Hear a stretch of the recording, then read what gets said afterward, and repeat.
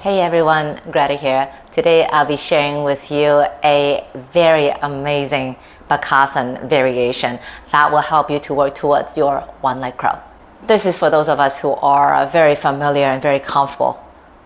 I wouldn't really say the word comfortable. I don't think we can ever be very comfortable in a Bakasana. Anyway, so it's for those of us who feel very stable in a crow, okay, and they want to try to lift the leg up into a one-leg crow. One-leg crow, I think, is one of the most deceiving shapes. It looks simple, but it's so damn hard. It's crazy. So I actually have quite a few people asking me how to do one-leg crow. They seem to be struggling a lot. So first of all, there are actually quite a few ways to enter a one-leg crow. However, it doesn't really matter how you enter it. I mean, some would be more accessible than others, but then the thing is, you're still in a very, very asymmetrical arm balance. It looks very similar to Kuniyasana 2, the flying splits. But then the difference is that, both legs are behind you. And also, in theory, for K2, there's one variation that with the front knee bends and the back leg straight.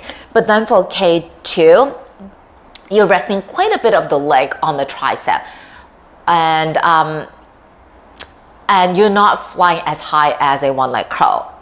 Whereas for one-leg crow, you're resting the kneecap basically on the tricep. So it's very, very small part of the body, and then the other part of the body is basically flying in the air. So that's really, really crazy. So even though they look quite similar, strength-wise, one-leg crow, it's just so crazy. A lot more crazier than K2. Okay, so for those of us who really want to try to get into one-leg crow, but unable to, here is a quick variation that I find is super helpful.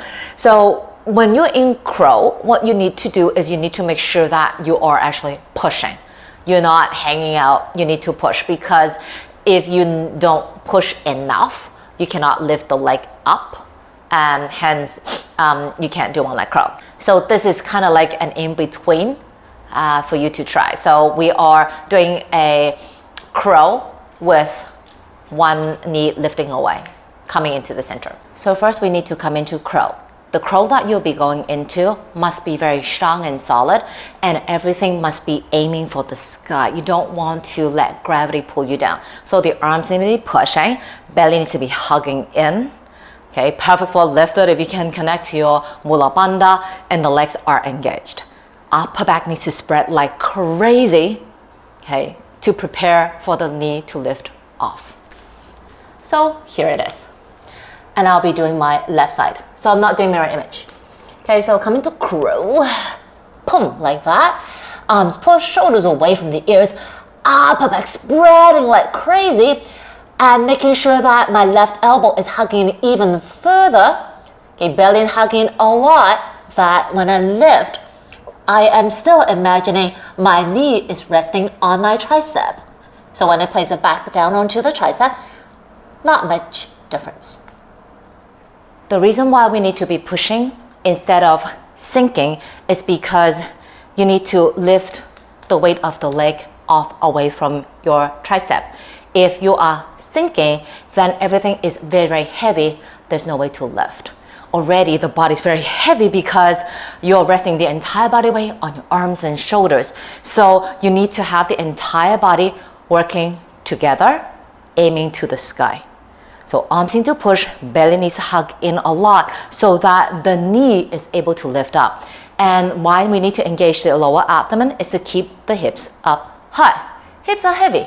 And once the knee is able to lift off away from the tricep, you need to actually, before that happens, you really need to have a serious conversation with the upper back, the side ribs, and the arms and the thighs and the shoulder area for them to stay in place. It's very, very tempting once your knee is off, then the elbow would flare up because they don't have anything to push away from. Actually, they're pushing away from the floor, but there's like a huge amount of weight that is lifted away off from the arm and shoulder that it feels lost. So maybe in the beginning, you might not be able to lift up and put it in the center, you might be able to just slide away from this from the tricep. That's perfectly fine. So I'll demo it again here. So instead of lifting, you might just slide it in. Okay, perfectly fine. Slide it in is fine. Lifting is another step. So just slide it in. Okay. And of course, a bit of sweat would help. Maybe like spray some water so the sliding will be easier. Make sure you can hold this variation of the arm balance for at least like 5 breaths. Okay, and then you can let the body just really take in everything that it needs to know of to balance asymmetrically. And then you can try lifting into a one leg crow. And I think I have done a one leg crow tutorial already, and I'll just leave it in the comment, in the description, the video description, so you can click onto that, and that will give you a more detailed explanation of how to do a one leg crow. And I think I have a few ways of entrances in there.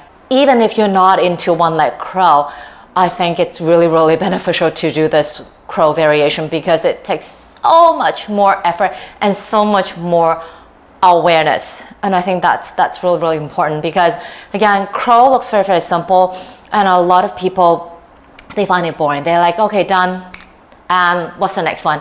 But then if you're not really aware of how to do crow in a very active way, when you try other arm balances, it could be a lot more challenging. So that's it. Hope you like my video. Click that like button, share it, and subscribe to my channel. And if you want to know more about all these arm balance and all the fun stuff, and also the more regular yoga practices like Hatha, Vinyasa, DM me.